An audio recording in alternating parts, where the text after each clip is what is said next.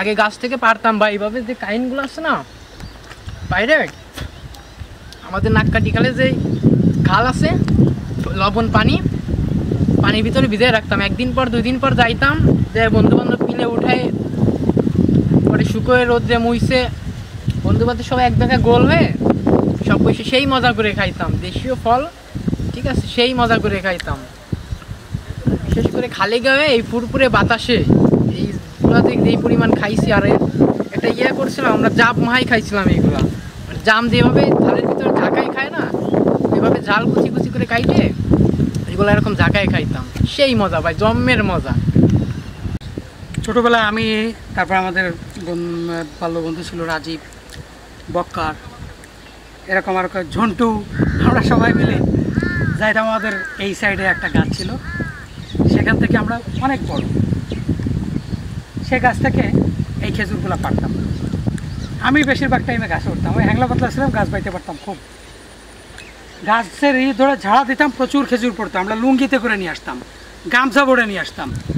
আবার কাঁচা খেজুরের কাঁদি কেটে ওইটা আমরা কাঁধে করে নিয়ে আমরা সেই ছোটোবেলায় শৈশবের কথা মনে আছে, হাঁটতে হাঁটতে আসতাম।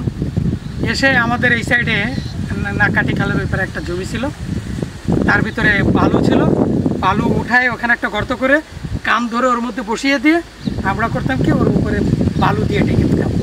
গরম বালুতে পরের দিন এসে দেখতাম যে অনেক খেজুর পাকছে, ওই বসে বসে খাইতাম আর বেলতলা বসে বসে গল্প করতাম। তারপর আবার যেগুলো পাকে নাই সেগুলো আবার ওই দিন রেখে দিতাম, ঠিক আছে। তারপরের দিন এসে দেখতাম যে আরও অর্ধেক পেকে গেছে, সেদিন আবার উঠায়ে সেই অর্ধেক খাইতাম আর বেলতলায় বসে বসে গল্প করতাম। এই যে এভাবে ধরে ধরে খাইতাম আর গল্প করতাম। কত সময় যে পার হয়ে যেত, একটা স্বপ্নের একটা জগৎ ছিল, একটা অসম্ভব সুন্দর, অসাধারণ একটা সুন্দর। সেই ছোটবেলা মনে পড়ে না ভাই? ছোটবেলা সেই শৈশব মনে পড়ে। সেই শৈশবগুলো অনেকদিন পর আজকে এই খেজুর খেতে এসে শৈশবগুলো মনে পড়ে গেল।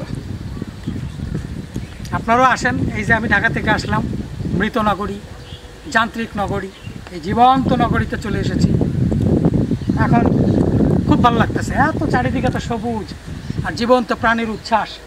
আর এখন এই সময়টাই এই খেজুরগুলোর খুবই প্রয়োজন, কারণ এই সময়টাই হচ্ছে কি আপনার পর্যাপ্ত পাখিরা বাচ্চা দেয়, এবং এই পাখিগুলা এই বাচ্চাদের খাবার জোগাতে হিমশিম খায়, যার ফলে তাদের এই খেজুরগুলা তাদের জন্য অনেক উপাদেয় খাদ্য।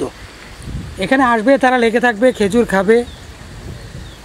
এতদিন রস খেয়েছে, এখন খেজুর রস খেয়ে খেয়ে শরীরে শক্তি বানিয়েছে, এবং সেই শক্তি দিয়ে ডিম পেড়েছে, বাচ্চাদের লালন পালন করেছে।